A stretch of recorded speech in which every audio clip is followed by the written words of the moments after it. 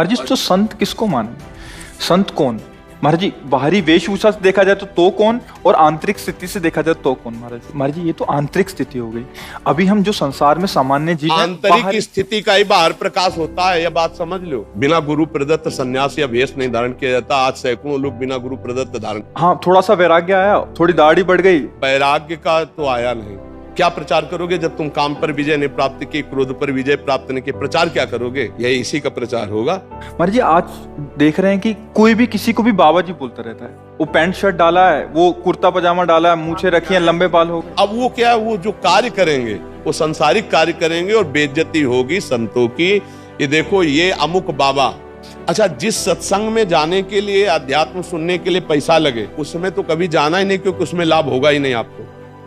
हमारे रोग दूर होंगे भगवान नाम जप से, ना कि किसी के छूछा से। महाराज जी एक प्रश्न ही उठता है, आजकल इतनी मान्यताएं ऐसी हो गई, जैसे आपने बोला ऐसी वेब सीरीज, ऐसे फिल्म और ऐसा प्रदर्शित कर दिया जाता है, प्रकट में भी हो रहा भैया। महाराज जी तो संत किसको माने? संत कौन? महाराज जी बाहरी वेशभूषा से देखा जाए तो कौन, और आंतरिक स्थिति से देखा जाए तो कौन? महाराज जी सबसे पहली बात है, तीन का जो विजयी होता है उसे साधु कहते हैं। सब पूरे शास्त्र के हम सार बात बता देते हैं। जो शास्त्रीय भाषा में कहते हैं पुत्रैषणा, वित्तैषणा और लोकैषणा, और शाब्दिक भाषा में कहते हैं कंचन, कामिनी और कीर्ति। जो काम पर विजय प्राप्त किए हैं और जो धन पर विजय प्राप्त किए हैं। धन पर विजय प्राप्त मतलब धन की आशा का त्याग किए हुए हैं, और जो मान कीर्ति की वृत्ति का त्याग किए हुए, उसे ही महात्मा कहते हैं, उसे ही महापुरुष कहते हैं। जो मदन, मद, मोह, मत्सर, इन पर विजय प्राप्त की। महाराज जी ये तो आंतरिक स्थिति हो गई। अभी हम जो संसार में सामान्य जीव आंतरिक स्थिति का ही बाहर प्रकाश होता है, यह बात समझ लो। घर में दीपक जलेगा तो खिड़की से बाहर से रोशनी पता चल जाएगी अंधेरा है कि प्रकाश है। व्यवहार में पता चल जाएगा। ड्रामेबाजी का व्यवहार अलग होता है, समझ रहे हो? अगर हम रुपया लेंगे ना तो तुम्हारे दिमाग नहीं बदल सकते, ध्यान रखना। और जिस दिन हम पैसा लेने लगेंगे उस दिन ये सब नहीं चलेगा जो आज देख रहे हो आप। ये आज इसीलिए है बिल्कुल प्योर शुद्ध काम, कोई भी मिलावट। हम आपको हलवा पूड़ी का प्रसाद नहीं दे सकते, हमारी क्षमता नहीं। हम आपको गुलाब जामुन का प्रसाद नहीं दे, हमारे यहां प्रसाद नहीं बटता कभी, क्योंकि है ही नहीं तो बचे क्या। जो व्यवस्था है वो अपना किसी तरह उधर पोषण के, सब अपने धर्म से कार्य में लगे। महाराज जी बाहरी वेश से, जैसे आपने बोला एक तो मुंडन और एक ये, तो क्या ये किसी गुरु द्वारा ही प्रदत्त होता है? गुरु प्रदत्त, बिना गुरु प्रदत्त संन्यास या वेश नहीं धारण किया जाता। आज सैकड़ों लोग बिना गुरु प्रदत्त धारण। हाँ, थोड़ा सा वैराग्य आया, थोड़ी दाढ़ी बढ़ गई, वैराग्य का तो आया नहीं, तो नहीं तो गुरु शरण में होगा। थोड़ा सा प्रमाद आया, कायरता आई, और भेष परिवर्तन कर लिया। माल छानने को मिलेगा, पूजने को मिलेगा, रुपया मिलेगा, उन्हीं से नौटंकी नाटक होता है। और जब वैराग्य आता है तो फिर ये नहीं होता, फिर भगवत प्राप्ति की चाह होती है। और फिर जो ये वैभव होता है वो आखिरी बात होती है। जब सिद्ध हो गया, भगवत प्राप्त हो गया, काम हो गया, तो भगवान जगत मंगल में उतार देते हैं। ये प्रारंभ नहीं है, ये अंतिम होता है। आज प्रारंभ में क्या प्रचार करोगे जब तुम काम पर विजय नहीं प्राप्त की, क्रोध पर विजय प्राप्त नहीं की? प्रचार क्या करोगे? यही इसी का प्रचार होगा। रुपया होगा, प्रणाम होगा, नमस्कार होगा, भोग सामग्री, इसीलिए सबके दिमाग में भर गया।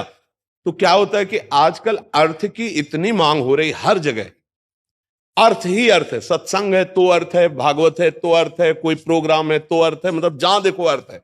और अर्थ से भोग सामग्री, भोग सामग्री का भोक्ता वो कभी ज्ञानी नहीं हो सकता, वो कभी भगवान का प्रेमी नहीं हो सकता, वो कभी सच्चाई से नहीं चल सकता जहां अर्थ की प्रधानता है।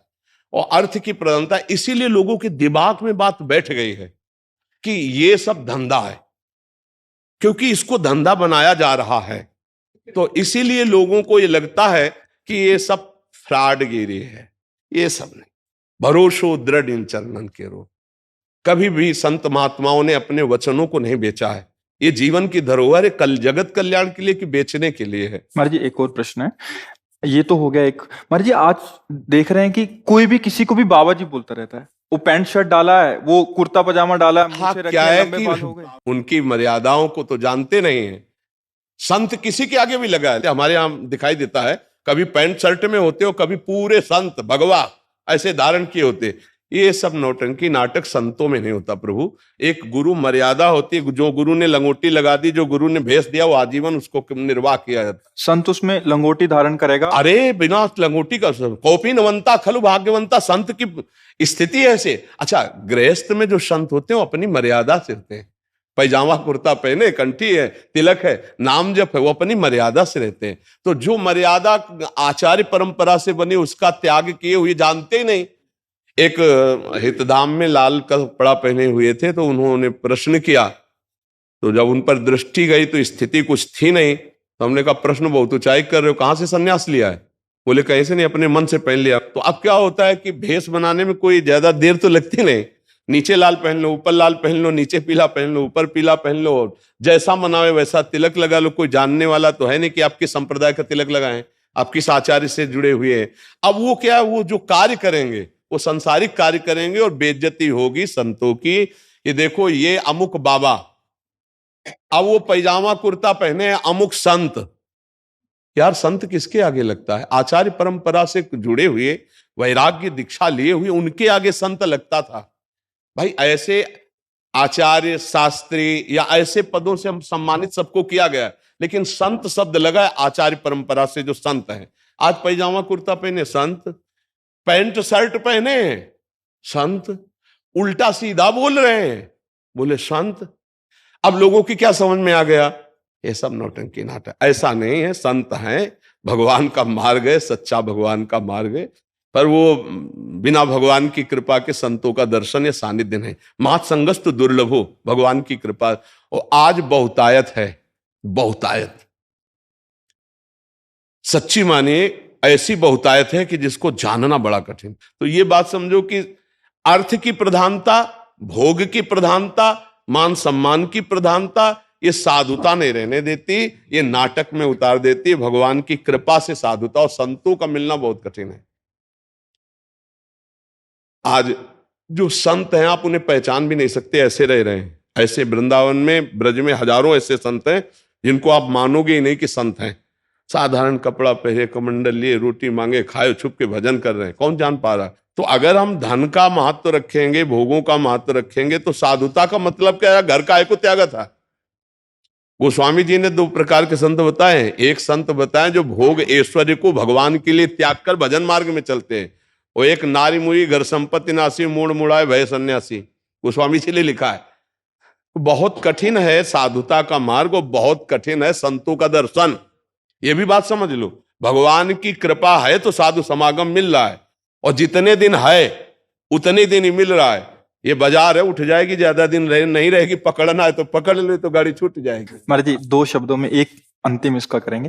महाराज जी, हमारी अश्रद्धा ना हो जाए, इस वाक्य को पकड़ के कोई सच्चे संत पे भी ऐसा आरोप या ऐसी भावना कर सकता है, उसके लिए एक साधारण जो भक्ति मार्ग से विलग भी है या जुड़ा है, वो कैसे निर्णय ले? देखो, संत की सबसे पहली पहचान है, हम जिसके पास बैठे तो पहला काम हमारे हृदय में शीतलता आने लगेगी या जलन पैदा होगी। दो काम होंगे। अगर आप पापाचरण किए तो आपके अंदर जलन पैदा हो जाएगी, लगेगा मैंने बहुत बुरा किया, अब नहीं करूंगा। उसके पास बैठते ही, उसके वचन सुनते ही आपके अंदर खलबली पैदा हो जाएगी, यार बहुत गलती हुई, अब कसम खाता हूं ऐसा नहीं करूं। दूसरी बात, अगर थोड़ा भी साधन भजन शुरू है तो आपको ऐसा लगेगा, मैं देख तो पहली बार रहा हूं लेकिन ऐसा लग रहा है मैं इनसे बहुत बार मिल चुका हूं।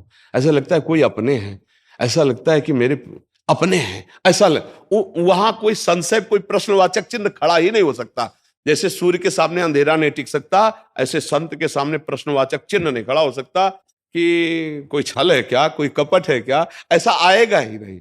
उनको देखते ही तुम्हारे हृदय में एक अद्भुत प्रियता और गलत कर्मों के प्रति एक अलौकिक जलन शुरू हो जाएगी, और आप निश्चित गलत कार्यों को छोड़ देंगे और अच्छे कार्य करने लगेंगे। ये सहज पहचान है। बकाया सोई जाने जे देह जलाई, वो संत अपने को जना दे या भगवान जला दे तो ही, नहीं तो कैसे जला जा सकता है।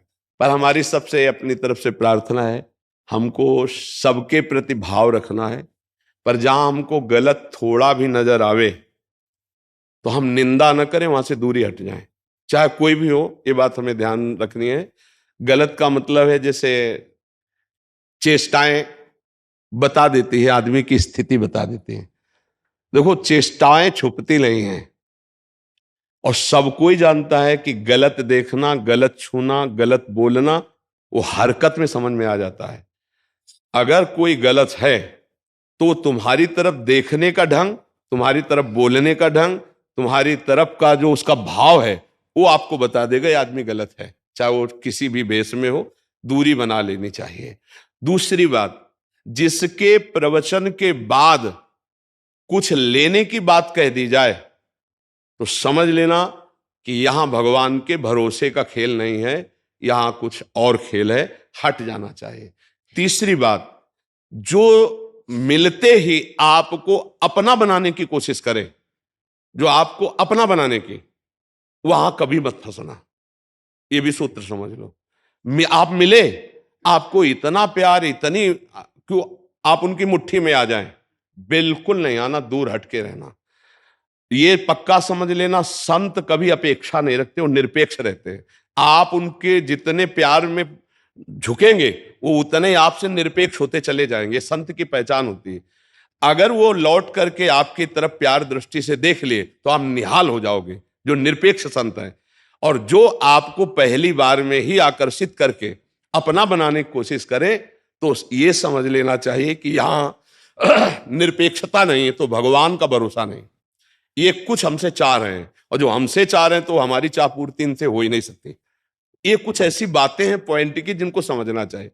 अच्छा, जिस सत्संग में जाने के लिए, अध्यात्म सुनने के लिए पैसा लगे, उसमें तो कभी जाना ही नहीं, क्योंकि उसमें लाभ होगा ही नहीं आपको।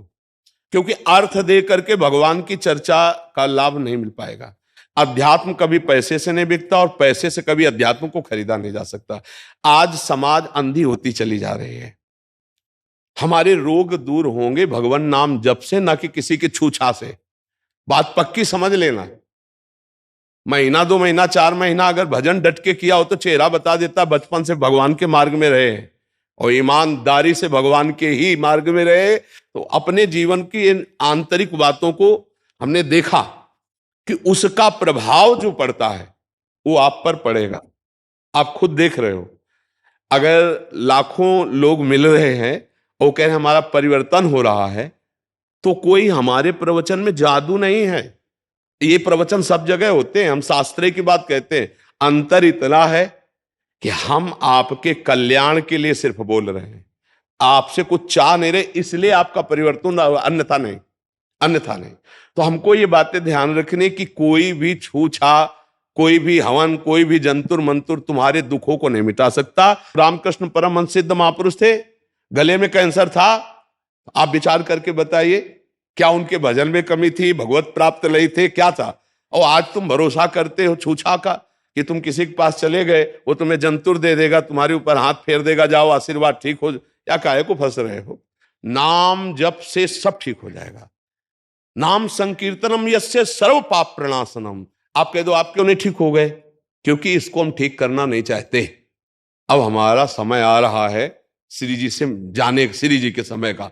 तो अब इसका जो काम चल रहा है, वो प्रोसेस चल रहा है। जय दिन उनको जिलाना, ते दिन जिलाना, हमें श्री जी के पास जाना। इसको रख के हम क्या करेंगे? हमारी गाड़ी का काम था घर तक पहुंचा देना। गाड़ी घर तक पहुंच गई है, अब दरवाजे पर धुआं दे रही, अब आग लग जाए तो क्या परेशानी है? इस गाड़ी की हमें जरूरत नहीं, आप लोगों की सेवा के लिए श्री जी से रखे हुए हैं। आज देखो एकदम घर जैसी वार्ता हुई उतर के, इसको व्यर्थ मत जाने देना। नाम जप करो और ढोंग और पाखंड से बचो। और ढोंग और पाखंड से जब आप लोग बचोगे तो कम होगा ढोंग पाखंड। आज सत्य को कोई नहीं समझ रहा। हाँ, ढोंग पाखंड में आप फंस, और उनका बढ़ावा हो रहा है। तो जब 100 लोग प्रणाम करेंगे ना, तो 50 उसमें अपने आप चले जाते हैं, और कि भाई कुछ तो है, मतलब कुछ तो है ना। ये 100 लोग नाम जप करो और जो दुख सुख आवे उसको भोगो। शरीर रोगी है तो अस्पताल जाओ, अध्यात्म के लिए साधु महात्मा का संग करो, और धन कमाने के लिए धर्म पूर्वक कर्तव्य कर्म करो। किसी के आशीर्वाद से धन नहीं आता। जैसे वो कहते ना, उनसे आशीर्वाद मिल जाएगा तो धन आ जाएगा। तो तुमसे पैसा क्यों लेते हो? अपने ऊपर आशीर्वाद दे ले, खूब धनी हो जाए। तो इस बातों को समझो और पाखंड का विरोध अंदर से रखो। हम संग नहीं करेंगे ऐसे पाखंड। तो आज हमारे भारत में जो उपहास हो रहा है संतों का, जो पाखंड का, वो सब ठीक हो जाए। जाओ, आपका सबका मंगल हो। राधा राधा।